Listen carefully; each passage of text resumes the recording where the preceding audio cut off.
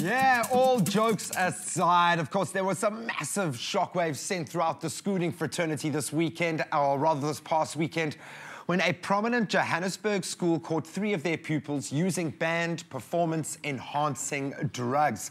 Now, what they've done is suspended these 3 kids for 3 months from playing any sport, which is quite drastic, but I think kind of sends the right message. We don't want them out of sport altogether. I mean, these are youngsters that are starting out on their sporting careers, but we also need to send the message that performance-enhancing drugs are not allowed, certainly not at schoolboy level, and certainly not in a country with an unbelievable sporting standard like South Africa. But we wanted to get the thoughts of the man on the street. Let's take a listen. I think the pressure's often self-implied, and in some rare cases I think a lot of pressure is implied from the coaches, but I don't think a decent coach would ever expect a schoolboy player to dope in order to perform at the expectations needed. Personally, there were quite a few pressures on me to, especially to bulk up for this year. I wasn't always the biggest player. I was quite tall, but that wasn't enough. And but I don't think doping's the answer. I think it intimidates other players quite a bit. If you see a big lock forward running at you and he looks about 100 kgs, most scrawny centres back down. I don't really think size is everything that matters. If you look at players such as James O'Connor, Gio Aplon, they're all relatively small, but they work on things such as speed, agility, and stuff like that. It's not all about size, really. Also socially, I think the chicks dig looking big, which is also quite a big pressure to get big because you want to impress the ladies. But yeah, I definitely think size helps in every aspect. You just have so much more self-confidence within the way you look, within the way you approach the ladies, and all that in all ways of life. Just being bigger just does give you that boost. Well, some very responsible sounding young guys. I like the fact that they brought, well, chicks dig it into the fray. It is something that is obviously affecting a lot of young school players, especially in the field of rugby. We'd love to hear your thoughts on our Facebook page. We're going to be chatting to Dr. Ross Tucker, an expert on all things sporting, and certainly from a South African perspective. We're going to chat to him in a few minutes to get his thoughts on what we really could be doing to drive the scourge out of our schools. As I said, we'd love to hear your thoughts. Post them on our Expresso Show Facebook page. Welcome back. You're live with Expresso as we broach the subject of doping at school level. Performance-enhancing drugs have emerged within our school sporting system, and we are looking for answers. 3 young men were banned from school sport for 3 months after the shock announcement that they had been caught taking performance-enhancing substances. We thought we better go straight to the man who knows probably more about the subject than most here in South Africa, except he's not in South Africa. He's currently in Colorado. Dr. Ross Tucker, a very good morning to you, sir. Yeah, morning, Graham. Thanks for having me. Always an absolute pleasure. Thank you so much for joining us from right across the globe. I'm sure you have gotten wind of the doping scandal that has surfaced, but this has been something that's been rumbling within South African school-level sport for a while. In your mind, how big is the problem of doping at schools here in SA?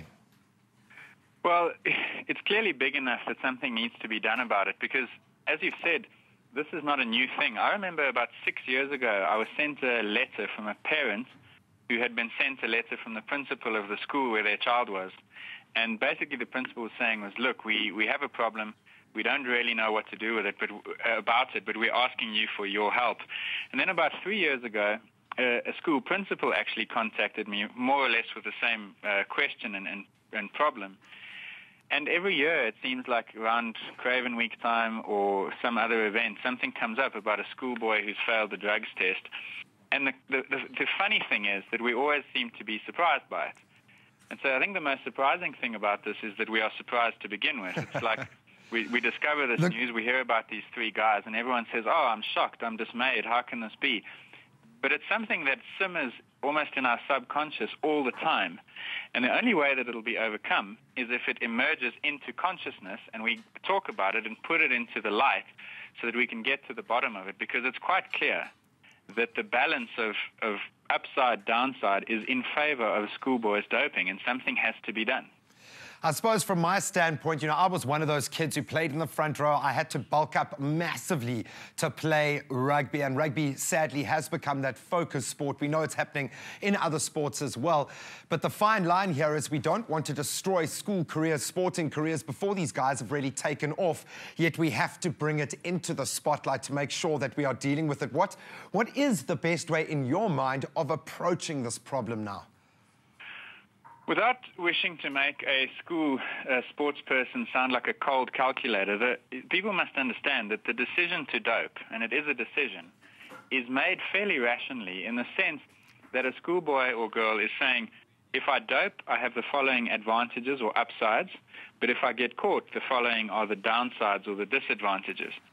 And I think at the moment, the upside you alluded to, it's the fact that if I want to keep my place in the school team, if I want the Blue Bulls or the Sharks or the Stormers to notice me, I have to excel at school. I have to be bigger, stronger, faster than everyone else. And if I don't dope, they will, and they'll take my contract, my position in the team. So that's the thing that's driving the positive side of doping. In other words, the incentive. I don't mean positive as in good. What's missing is the disincentive. And the only way that I can see it changing is that the disincentive must be increased in the sense that they need to do something to make those punishments harsher, and they need to increase the probabilities of catching athletes when they dope. Because at the moment, if you use the example currently in the news, these 3 boys from Kes have been given a 3-month ban. A schoolboy is looking at that and saying, if I dope, I benefit in many ways. If I get caught, maybe I get 3 months, and the chances of being caught are basically next to nothing because there's no testing. And given those incentives, most schoolboys who want to succeed at all costs will dope. And until you can change that, you won't be able to turn the tide. And so the only thing that will work is harsher punishments. It should be a 2-year ban. And I would go so far as to say that on the second offense for a school, the school should be banned as well, because that will force everyone to be accountable, teachers, parents, coaches, and players. I like the sound of that. I was going to ask, actually, whether you thought we should be going after the individuals or the schools, but I like the fact that you've highlighted both as being an access point. Schools have to be held accountable, but young players also have to take responsibility for themselves. Dr. Tucker, thank you so much for joining us all the way from Boulders in Colorado. I promise you we will not bug you again on your holiday. Have a fantastic break. We look forward to having you back down in Cape Town. Thanks, Graham. Have a good day there. Thank you. Cheers. That was Dr. Ross Tucker chatting to us about performance-enhancing drugs at school level. We've got to focus on the schools, harsher penalties, make sure that they remain accountable for themselves and their own teams, and they don't drive the problem. But guys, youngsters, young players, you have got to take responsibility for yourself. We're about to hit a watershed moment where the penalties are going to become harsher. We do not want to see sporting careers dying before they've even taken off the ground. Please keep those Facebook messages coming. This is a very hot topic. We'd love to hear what you think about doping at school level. Put them on our Expresso Show Facebook page. Tweet them. You can tweet me directly at Graham Richards or Expresso Show. We'd love to hear your thoughts on what is a vital topic for all of us to bring out into the light. Now, of course, there are far better ways that you can bring on a physical transformation, and we've got a ton of guys working incredibly hard at the moment for their body and lifestyle makeover challenge. They are showing the right way to do it: blood, sweat, and tears. Here they are.